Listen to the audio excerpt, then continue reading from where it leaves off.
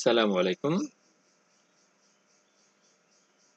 প্রিয় প্রাইমারি শিক্ষক নিয়োগ পরীক্ষার পরীক্ষার্থীরা, আশা করি আপনারা সবাই ভালো আছেন। আপনারা সবাই পরীক্ষার প্রস্তুতির জন্য বিভিন্ন রকমের সহজে কিভাবে প্রস্তুতি নেওয়া যায় সেটা আপনারা অনেকেই খুঁজতেছেন বর্তমানে, যে কিভাবে আমরা প্রস্তুত হতে পারি। মাত্র 2 মাস 3 মাসের ভিতরে আমরা কিভাবে এটা প্রাইমারি চাকরিতে পরীক্ষায় নিয়োগপ্রাপ্ত হওয়ার জন্য আমরা কিভাবে প্রস্তুতি নিতে পারি। এরকম প্রশ্ন আমাদের সবার মাঝে এখন বিরাজ করছে। তাই আমি আপনাদের জন্য এই মামুন অনলাইন হেল্প ইউটিউব চ্যানেলের মাধ্যমে প্রাইমারি নিয়োগ পরীক্ষার প্রস্তুতিমূলক ক্লাস শুরু করেছি। আপনারা সবাই ক্লাস করবেন, আপনাদের সহপাঠীরা যারা আছে, আপনার নিকটবর্তী আত্মীয়রা যারা আছে, সবাইকে ক্লাসগুলো করার সুযোগ করে দিবেন। আমি ক্লাসগুলো করব খুবই সংক্ষিপ্তভাবে, যাতে আপনারা অল্প করে ইনশাল্লাহ আশানুরূপ ভালো ফলাফল করতে পারেন এবং একটি সরকারি চাকরি পেয়ে আপনার এবং আপনার পরিবারের পাশে দাঁড়াতে পারেন। তো প্রাইমারি নিয়োগ পরীক্ষার সাধারণ জ্ঞান অংশে আপনার প্রশ্ন থাকবে। টোটাল হলো আপনাদের কোন কোন বিষয়ে প্রাইমারি শিক্ষক নিয়োগ পরীক্ষায় আপনাদের প্রশ্ন করা হয় সেইটা আগে আপনাদের জানতে হবে। তো আগে আপনাদের প্রথমেই হলো বাংলা থেকে 20টা থাকবে এমসিকিউ, আর ইংরাজি থেকে 20টা থাকবে, এ হলো 40টা। তারপরে আপনার ম্যাথ গণিত থেকে থাকবে 20টা প্রশ্ন, এ হলো 60টা। আর বাকি থাকে 20টা, সেই 20টা থাকবে সাধারণ জ্ঞান থেকে। তো টোটাল হলো আপনার 4টা সাবজেক্ট যদি আপনারা পড়তে পারেন, তাহলে আপনারা ইনশাল্লাহ প্রাইমারি নিয়োগ পরীক্ষার জন্য প্রস্তুতি নিতে পারবেন। তো বাংলা, ইংরাজি, গণিত এবং সাধারণ জ্ঞান, এই 4টা অংশ আপনাদের প্রস্তুতি নিতে হবে। তাই আপনারা খুব দ্রুত এখন থেকে প্রস্তুতি নেওয়া শুরু করেন। যেহেতু নিয়োগের আবেদন করার সময়সীমা শেষ হয়ে গিয়েছে, যারা যারা আবেদন করেছেন সবাই আপনারা দেখেন, ইনশাল্লাহ বাংলাদেশের সকল প্রান্ত থেকে দেখবেন, সবাই সমানভাবে ইনশাল্লাহ এখান থেকে উপকৃত হবেন। তো আজকের আমি সাধারণ জ্ঞান বাংলাদেশ বিষয় বলি এখান থেকে শুরু করতেছি।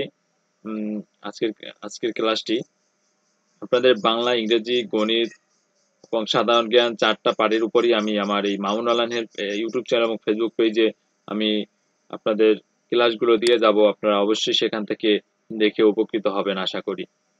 তো দেখতে পাচ্ছেন এখানে 2020 থেকে 2021 সালকে মুজিব বর্ষ ঘোষণা করা হয় কত তারিখে? ক নাম্বার 6 জুলাই। 2020-21 সালকে মুজিব বর্ষ ঘোষণা করা হয় 6 জুলাই। তো 2020-21 সালকে মুজিব বর্ষ ঘোষণা করা হয় কত তারিখে? 6 জুলাই তারিখে মুজিব বর্ষ ঘোষণা করা হয়। মুজিব বর্ষের সময়কাল কত? 17 মার্চ 2020 থেকে 31 মার্চ 2022। এইসব প্রশ্ন কিন্তু আপনাদের পরীক্ষা আসে।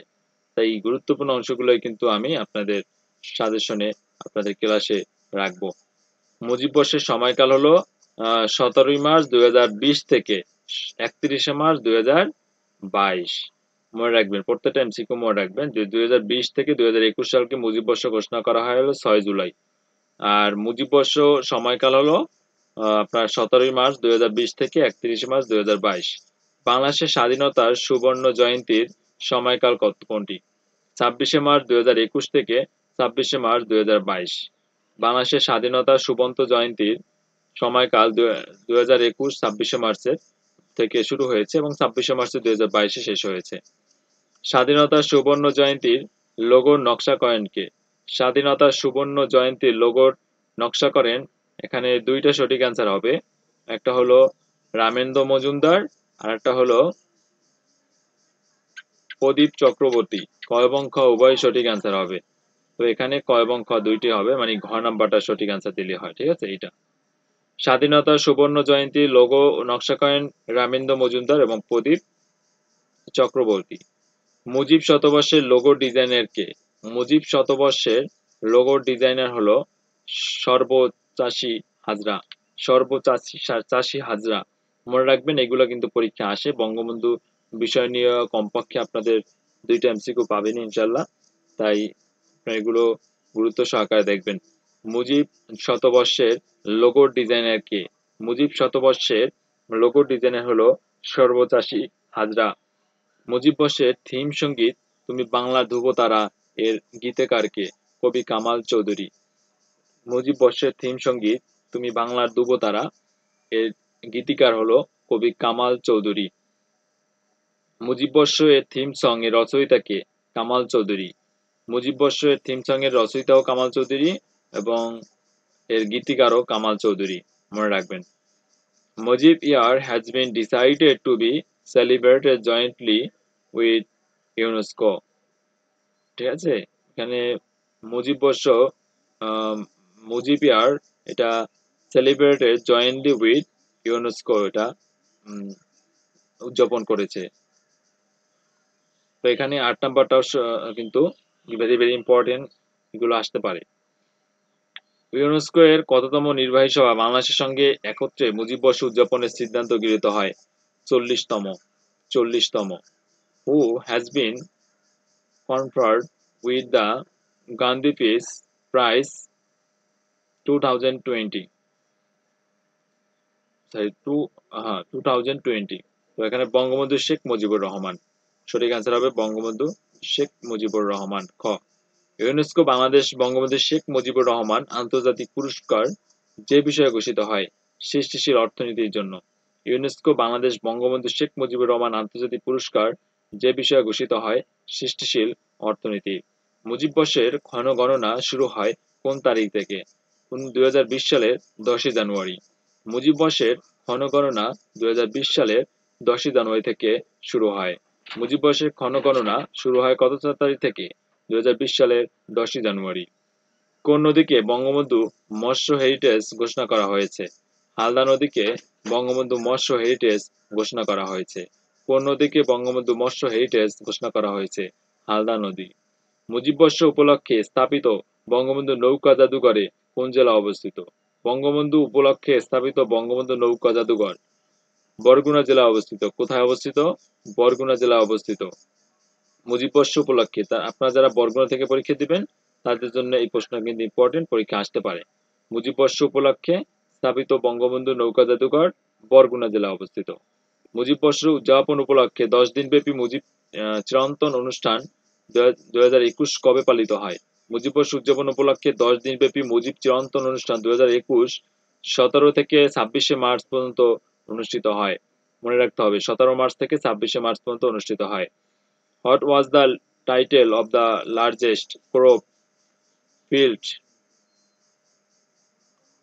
mosaic the Guinness World Record recently? এখানে এটা হবে কি? সঠিক অ্যান্সার ঘ নাম্বার। ঘ নাম্বার সঠিক অ্যান্সার, ঠিক আছে। 17 নম্বর, গিনেস বুক অফ ওয়ার্ল্ড রেকর্ডসে স্থান পাওয়া শস্যচিত্রে বঙ্গবন্ধু নির্মাণে কোন শস্য চারা ব্যবহার করা হয়েছে? ধান। গিনেস বুক অফ ওয়ার্ল্ড রেকর্ডসে স্থান পাওয়া শস্যচিত্রে বঙ্গবন্ধু নির্মাণে ধান শস্য চারা ব্যবহার করা হয়েছে। সম্প্রতি গিনেস বুক অফ ওয়ার্ল্ড রেকর্ডসে স্থান পাওয়া শস্যচিত্রে বঙ্গবন্ধু শিল্পকর্মটিতে বঙ্গবন্ধু শেখ মুজিবুর রহমানের প্রতিকৃতির আয়তন কত?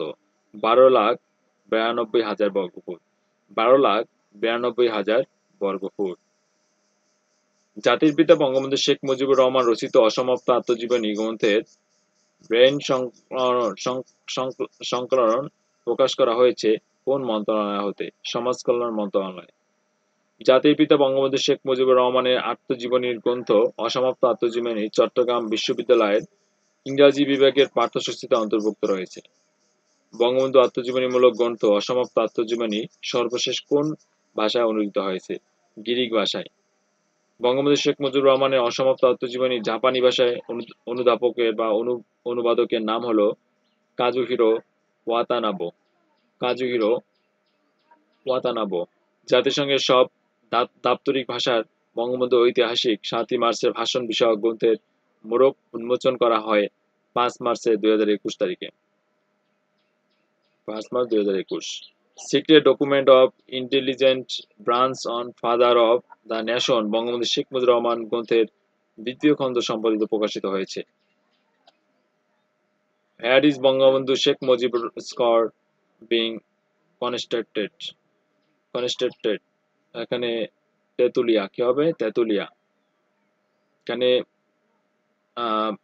presidents from how many countries physically joined বঙ্গবন্ধু's independence golden তারপরে দেখতে পাচ্ছেন যে jubilee and Bangabandhu Sheikh Mujibur Rahman's birth century celebrations মানে 2 হবে ক নাম্বার সঠিক অ্যান্সার ঢাকা জলপাইগুড়ি রুটে চালু হওয়া ট্রেনের নাম কি মিতালি এক্সপ্রেস ঢাকা জলপাইগুড়ি রুটে চালু হওয়া ট্রেনের নাম হলো মিতালি এক্সপ্রেস মনে রাখতে হবে The president of Dash will attend the Golden Jubilee celebration of Bangladesh Victory Day, India.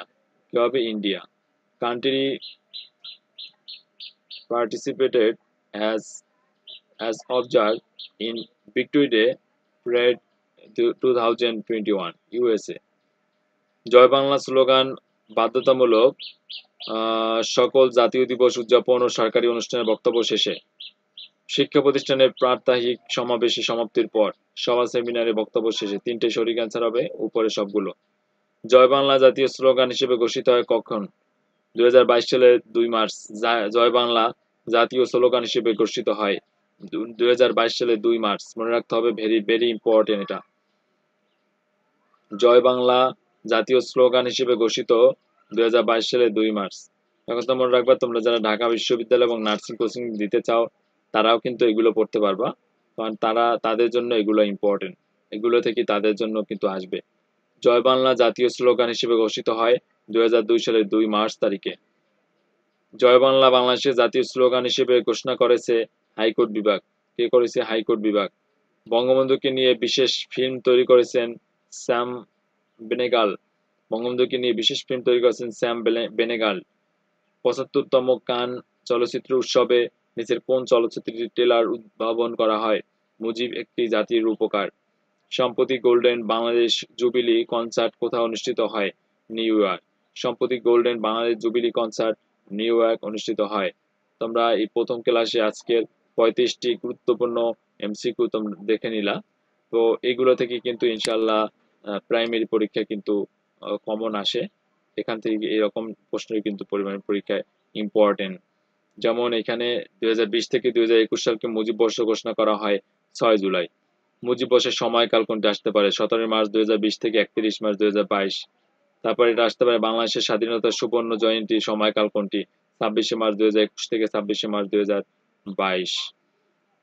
স্বাধীনতার সুবর্ণ জয়ন্তীর লোগো ডিজাইন নকশা করে কে রামেন্দ্র মজুমদার এবং প্রদীপ চক্রবর্তী মুজিব শতবর্ষের লোগো ডিজাইনার কে সর্বশেষে হাজরা এগুলো ভেরি ভেরি ইম্পর্টেন্ট মুজিব মাসের থিম সঙ্গীত তুমি বাংলা নবতা রায়ের গীতিকার কে কবি কামাল চৌধুরী মুজিব বর্ষের থিম সং এর রচয়িতা কে কামাল চৌধুরী এইসব ভেরি ভেরি ইম্পর্টেন্ট প্রশ্নগুলো তোমাদের কিন্তু পরীক্ষায় চাকরি পরীক্ষার জন্য অনেক অনেক গুরুত্বপূর্ণ তো আজকে ভিডিওটা এই পর্যন্তই ছিল যদি ভালো লাগে অবশ্যই লাইক কমেন্ট এবং শেয়ার করতে হবে এবং প্রচুর দেখার সুযোগ করে দিতে হবে বন্ধু বান্ধব আত্মীয় স্বজনদের তো বাংলাদেশ বিষয়াবলী সাধারণ জ্ঞান এবং বাংলা গণিত ইংরাজি এই 4টা বিষয়ের উপরই প্রচুর ক্লাস দেওয়া হবে ইনশাল্লাহ ক্লাসগুলো যদি করা সম্ভব হয় তাহলে ইনশাল্লাহ চাকরি পরীক্ষার জন্য ইনশাল্লাহ যোগ্য হিসেবে তৈরি হয়ে ইনশাল্লাহ চাকরি পরীক্ষা দেওয়ার অংশগ্রহণ করা সম্ভব হবে তো সবাই ভালো থাকবেন এবং সুস্থ থাকবেন ধন্যবাদ সকলকে